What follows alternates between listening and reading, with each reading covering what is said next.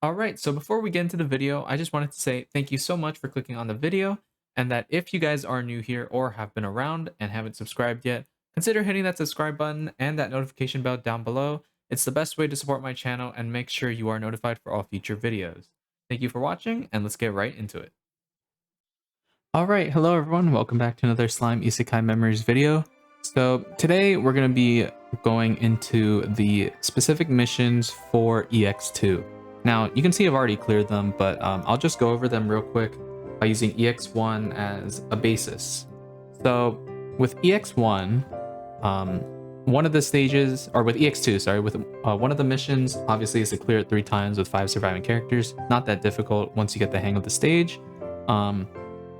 The skill points mission for EX2 is 250 skill points in 1 turn. So you just have to use 250 skill points, and then at some point in the battle in 1 turn, and then you can kill them, and you'll clear the mission. For EX2, the next mission is, I believe, magic characters in all battle slots as well. And then also it is with all dark characters. So I have the 250 skill point and also the dark characters, which clears the magic character mission as well. So if you're kind of having trouble not knowing like a good team to build, this will be, I guess, a guide for you to kind of strategize and build your team around clearing these missions. So the first recording that I have for you is going to be the 250 skill point clear, or mission cleared. I'm using the same exact team that I used for the original, if you guys saw my last video, but instead of Hero, I'm actually bringing in Wind Luminous. Now, you could bring in someone else, but the reason I brought in Wind Luminous is because she has the same skill, or same orb change as Dark Milim. It does cost 5 skill points more.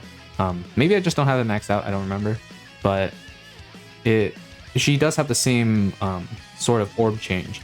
So once I get Milim's ult or whatever, I can just swap her out, bring Luminous in, and then just keep her in there, because she does also have a heal in case I take too much damage. Then I might like need to heal my characters, then I can use that skill as well. But it's mainly just for that orb change, because then even if Milim is out of there, we have the full board covered with orb changes, right? So I'm guaranteed to get a 6 hand, unless I get really, really unlucky, which doesn't happen in this run. In this run, it doesn't happen. I did get unlucky like once or twice, and I also read the mission wrong, so I just like stopped it, make sure to have everything, and then I went into it. Obviously, first turn, same thing as usual. We just do the orb change. I think here I was looking at something. So come on. There we go. So obviously you do Isis's orb change. Again, I'm not going to switch anyone in. Going to send the full hand. And yeah, we are just going to be doing the same process as last time, but stalling out a little bit more to just build up as many skill points as we can. At least 250, and then just popping every skill that I can in 1 turn. I found that was the easiest. It could be different for you. I'm not too sure.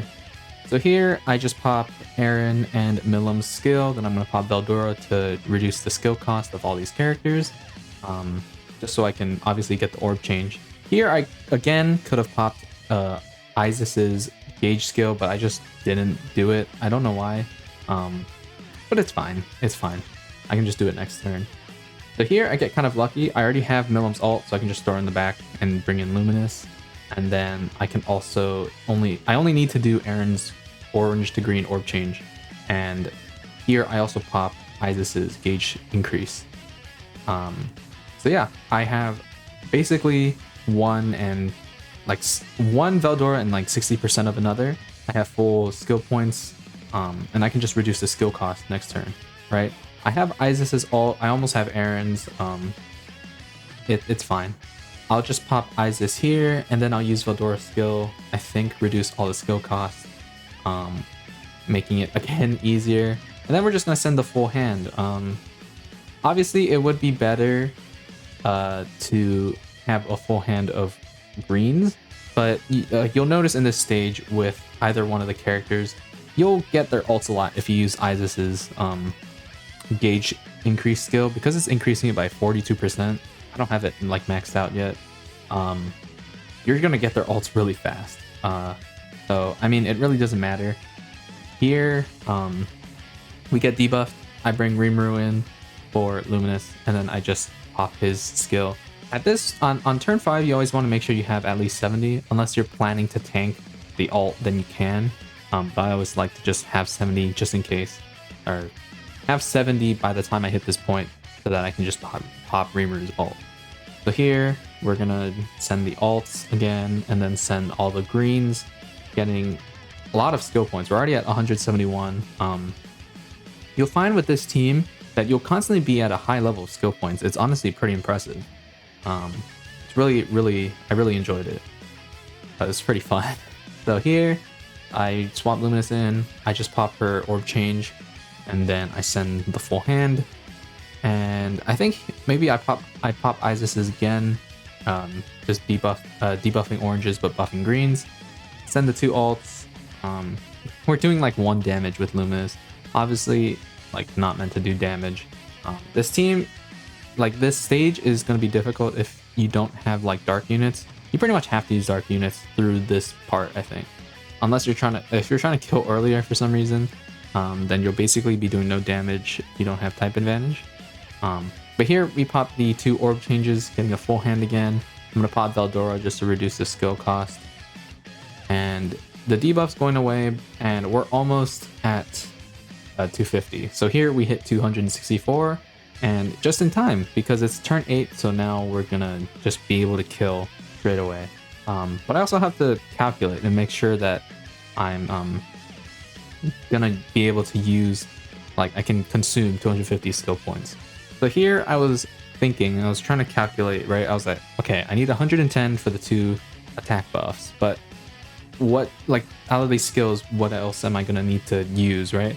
Then I was like, as long as I have 110, I'll be fine, right? So I just throw it, on top every single skill, and I have 119.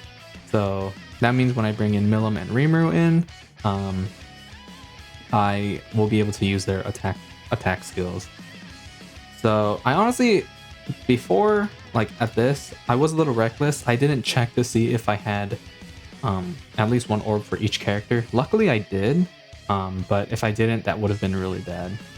But I got lucky, so I bring Rimuru in for Luminous, bring in Milim for Aaron, and then I pop the 2 attack skills because it's contributing. I don't know if Veldora is fully done yet, but now he is. He's at 70%. So I'm going to pop him, get the full magic attack buff, and then send the 3 greens and the ults, and he should be destroyed.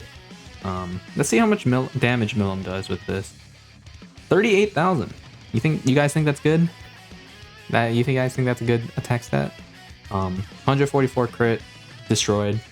So yeah, that one was really simple, really easy. I did get a little lucky on the orbs, so thank God for that. But yeah, let's go into the dark and magic team to clear it. All right, so the next team we're gonna use, obviously the full dark team, is this team. So instead of Aaron, I have Dark Rimuru, and instead of Valentine or whoever else you have, I have Luminous.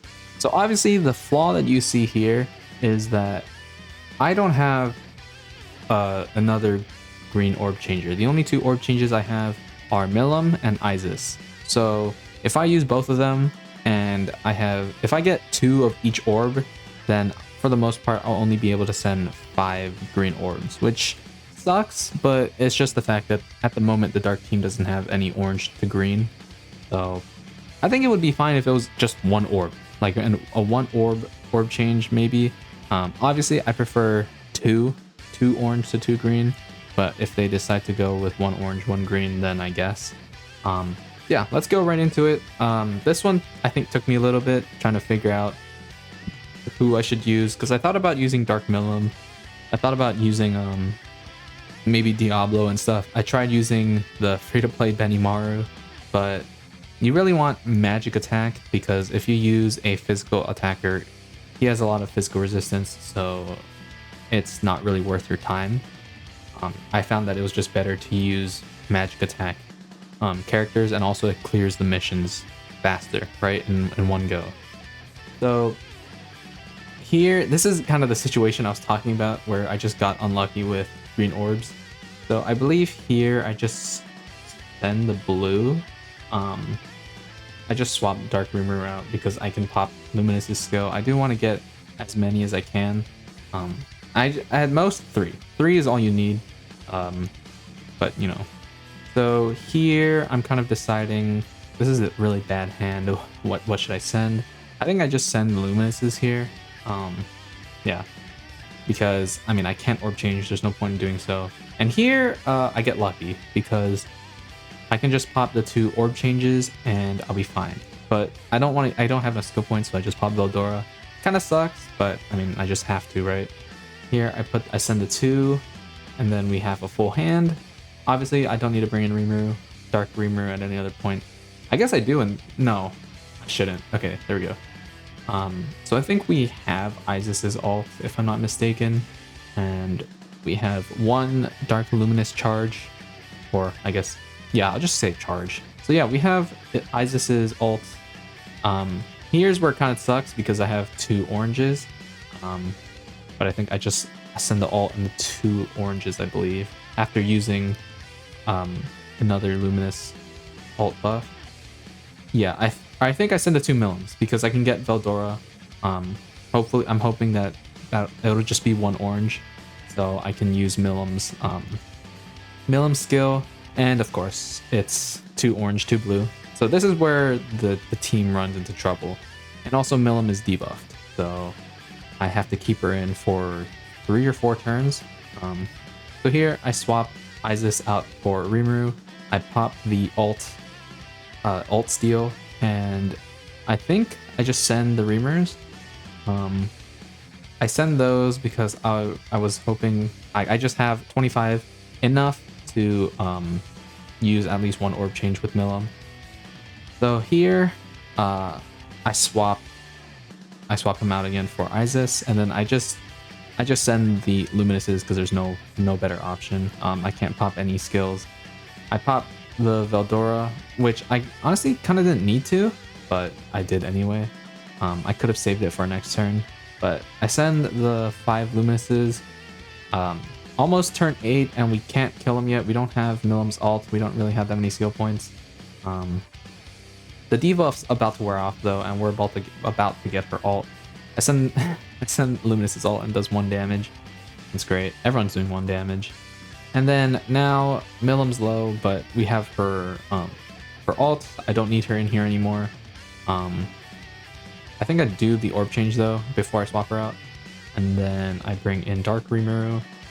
Dark Rimuru is literally just a placeholder. I just need him to be there. I'm not using him for any particular skill. He's not that great anyway. But here we luckily build up enough skill points.